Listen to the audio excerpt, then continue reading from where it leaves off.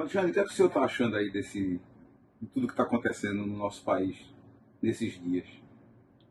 Cara, Belém, realmente é uma pergunta interessante e não é tão fácil responder essa pergunta em razão da quantidade, multiplicidade de opiniões, de conceitos, de informações, da necessidade que temos de discernir entre o que é e o que não é, de modo que eu acho que precisamos realmente opinar. E eu gostaria de aproveitar essa oportunidade que você está me dando, porque há vários textos circulando por aí e com autoria a mim atribuída. Já recebi perguntas de Espírito Santo, Paraná, São Paulo, Brasília, para não falar das inúmeras que me fazem aqui no Recife. Eu quero deixar bem claro, já de início, o seguinte: nunca, jamais escrevi qualquer texto com conotação política, com afirmações políticas. Hoje, nesta oportunidade boa, eu quero sim expressar a minha opinião, dizer o que penso, claro, de forma resumida, porque o tempo é curto. Como cidadão. Como cidadão. Porque não há como alienar o cidadão. Né? Nós somos sal porque estamos na terra, devemos ser sal porque estamos na terra. Devemos ser luz porque estamos no mundo. Estamos inseridos, de modo que eu não vejo essa dicotomia que alguns afirmam: igreja é igreja, política é política. Igreja é igreja, mundo é mundo, mas estamos inseridos no mundo para que façamos a diferença. De modo que não há como isolar uma coisa da outra. Afinal, a igreja é gente. E qual é sua posição em relação a esse cenário político atual, como cidadão?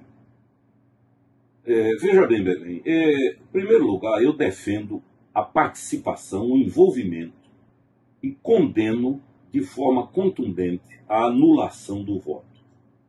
Lá em Juízes, um dos livros da Bíblia, há uma espécie de parábola que eu gosto muito.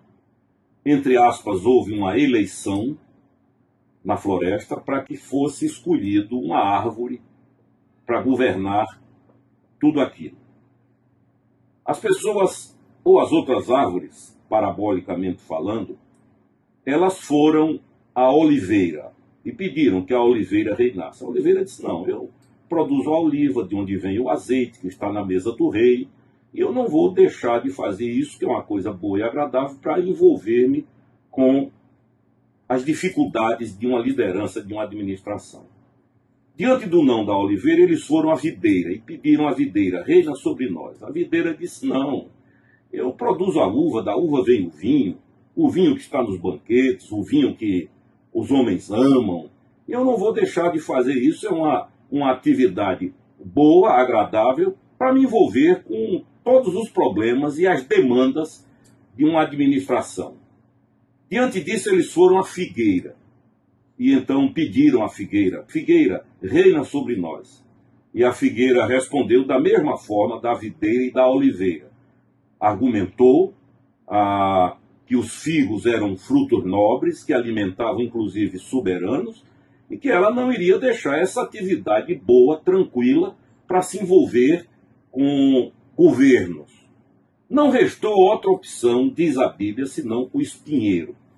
Então foram ao espinheiro, sem alternativa, e o espinheiro aceitou, reinou, e o resultado é que, logo no início, ele já manda eliminar, assassinar praticamente todos os irmãos e toda a família. Como diz um amigo meu, até abraço de espinheiro fura, dói. Então, anular o voto é uma forma de eleger espinheiro. Anular o voto é uma omissão, do meu ponto de vista, que, se não é pecaminosa, chega perto disso. Quanto a essa eleição, o que eu vejo, Belém, é o seguinte: nós não vamos escolher uma pessoa, não é um rosto, não é um indivíduo. Nós vamos escolher um destino, uma proposta de vida. E aí entra o foco cristão. não fundamentalista, obviamente, não radical do ponto de vista do entendimento da democracia no seu pleno exercício e da política, tendo as pessoas, estejam onde elas estiverem, o direito de discordar, de optar, de votarem em quem elas quiserem votar. Mas é pertinente, e eu tenho acompanhado muitos colegas pastores, irmãos amados e queridos, que estão num exercício tremendo de esclarecimento, fazendo uma força honesta, benigna, boa, para apontar caminhos. Então, o que é que nós temos diante de nós, para resumir, já que o tempo é exíguo? Nós temos dois caminhos.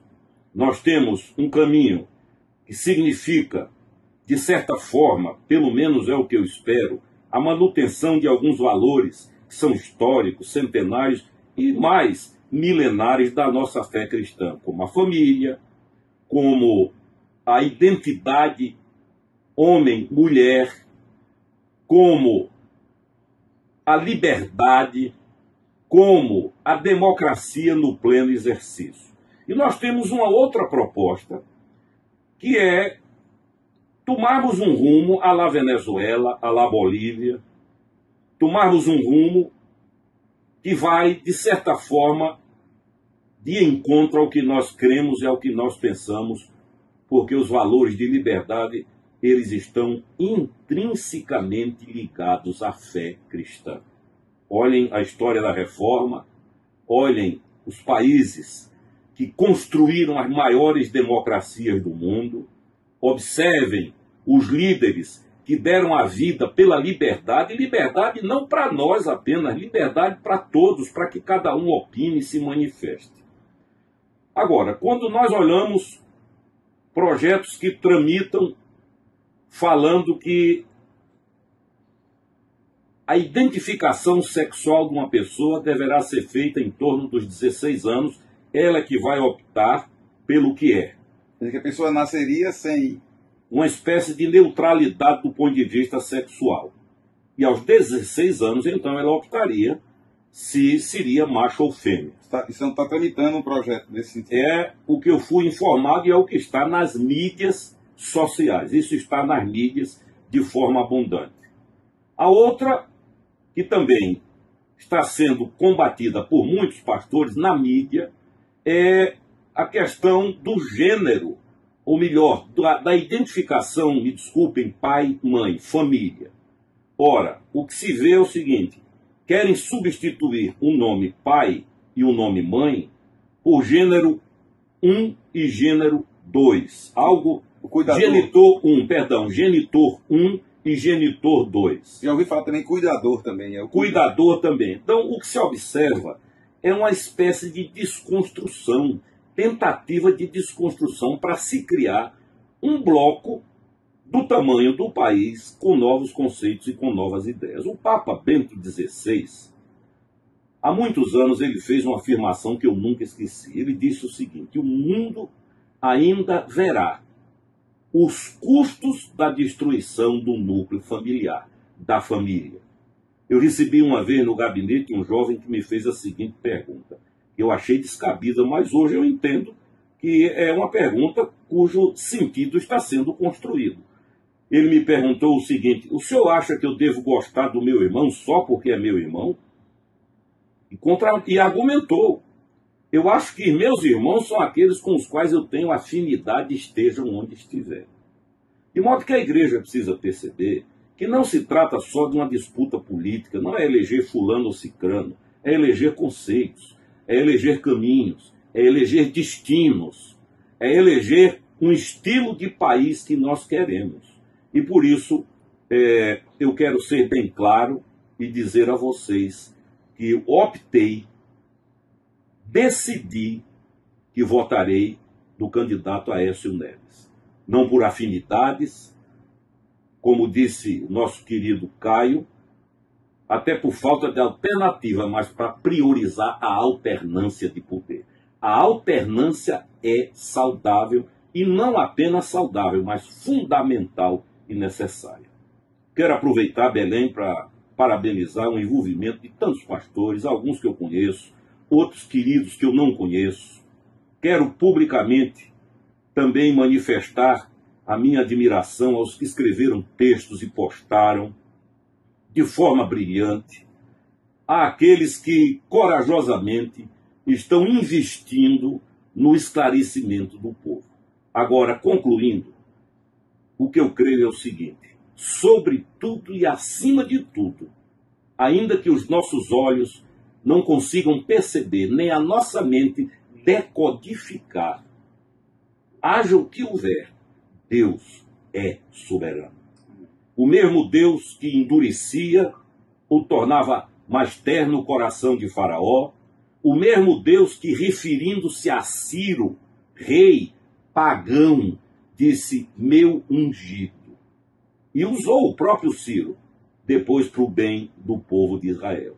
Então, ainda que nós não vejamos o que esperamos ver e oramos para ver, há uma certeza inabalável: Deus tem na mão o controle. Ninguém mais, só Ele. A Bíblia diz que Ele inclina o coração do rei como os ribeiros de água. Eu quero te agradecer por essa oportunidade informal e quero que vocês orem muito por mim. Eu preciso muito das orações de vocês e que Deus abençoe o nosso país. Que Deus derrame sobre esse país graça, favor imerecido, aquilo que nós não merecemos. E tenhamos certeza de uma coisa, como disse o meu querido amigo, irmão, companheiro de saudosa memória, Jorge Tais: não se preocupe com amanhã, Deus já está lá. Um grande abraço. Amém. Obrigado, meu amigo, o cidadão Alexandre Chimenez, nessa aí. É isso aí, pessoal. Obrigado, Dom Alexandre. Eu que agradeço a senhor essa oportunidade de esclarecer. Tenho mesmo a linha de raciocínio do senhor e amanhã nós somos responsáveis para tentar melhorar a história. Quero aproveitar a oportunidade para levar meu abraço ao nosso querido líder, Dom Paulo Garcia, pelo texto lindo que escreveu, pelo texto precioso, burilado, típico da sua personalidade e da sua inteligência. Meu querido amigo, Deus o abençoe e continue usando para a glória do seu nome. Amém. Amém. E amanhã exercer nossa cidadania. Com certeza. Todos nós somos responsáveis. Porque anjo não vota, como disse Josué Silvestre, meu amigão. Nós é que temos que votar. E voto é consequente. Bom final de semana. Bom voto para todos.